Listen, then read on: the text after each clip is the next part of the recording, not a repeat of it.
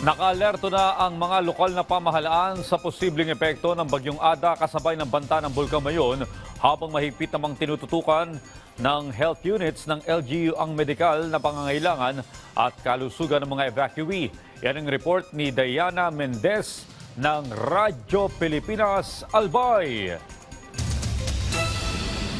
Nakaalerto na ang mga lokal na pamahalaan at iba't ibang ahensya ng pamahalaan dito sa Albay dahil sa posibleng epekto ng Bagyong Ada. Nakataas na kasi ang Tropical Cyclone Wind Signal number 1 sa ilang bahagi ng lalawigan. At dahil inaasahang magdadala ang Bagyong Ada ng malakas na hangin at ulan, pinag-iingat ngayon ng provincial government ang mga residente rito sa mga pagguho ng lupa at baha lalo na sa mga bababang lugar at baybaying dagat. Ang Provincial Health Office nga naka-code white alert na lalo't patuloy pa rin ang pag-aalboroto ng Bulkang Mayon. At para matutukan ang pangangailangan ng kalusugan ng mga evacuee, activated na ang mga emergency response measure ng lahat ng health units ng mga LGU. Naka-heightened alert din ang lahat ng tauhan at assets ng Philippine Coast Guard upang masiguro ang kahandaan para sa maritime safety, search and rescue at disaster response operation. Suspendido na rin ang operasyon ng lahat ng uri ng sasakyang pandagat sa Southeastern Albay bilang pag-iingat sa masamang panahon. Maging ang face-to-face classes sa lahat ng antas sa pampubliko at pribadong paaralan sa Albay, suspendido na rin. Patuloy namang hinihikayat ng mga otoridad ang publiko na manatiling alerto at sumunod sa mga inilabas nilang abiso. Mula rito sa Albay, para sa Integrated State Media, Diana Mendez ng Radyo Pilipinas, Radyo Publiko.